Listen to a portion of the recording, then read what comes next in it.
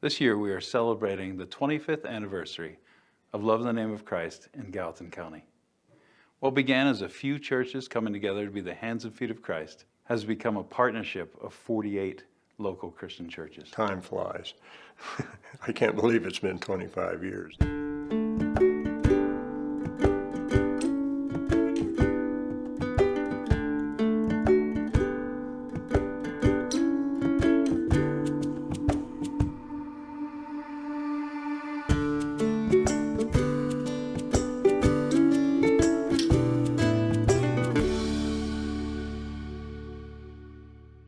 There was this initial meeting at the Western Cafe on Main Street in Bozeman. we signed our names onto a list, I believe, and they made some phone calls inviting us to the next one, and that's where the development committee came from. Well, I was working for Christian Foreign World Relief in a consulting role at that time, and part of what we did is we've visited other ministry areas. In the Grand Rapids area, we kind of toured this Love in the Name of Christ there.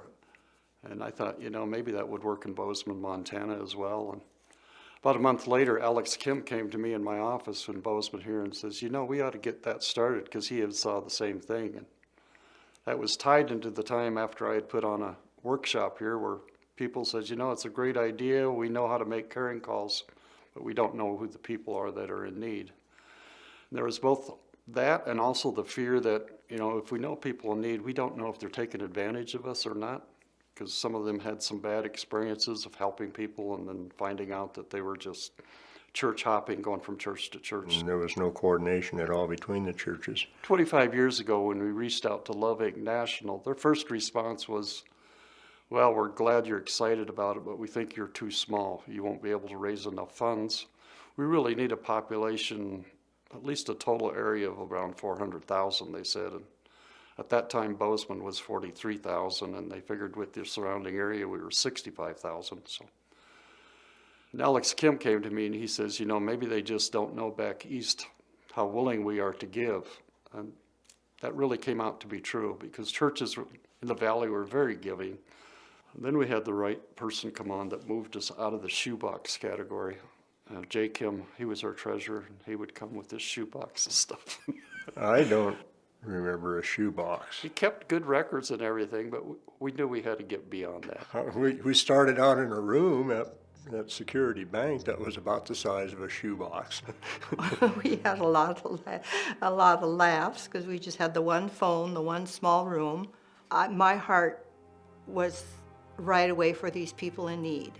We have to help these people in need. And I would be saying it not according to the model of Love Inc.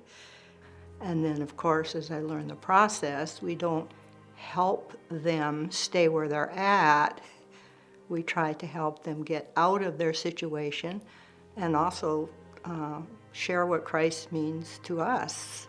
I think the most exciting thing was, we found some families the first couple of years in need, and the excitement that generated, seeing a family, just one family, was so excited and realized, this is what Christianity is all about. This is what the church is about, giving to people in need, demonstrating the love of Christ to others. And to me, that's what kept us going. I would have never imagined it to be as big and broad as it is now, but you don't think that far in advance if it's going to survive or not.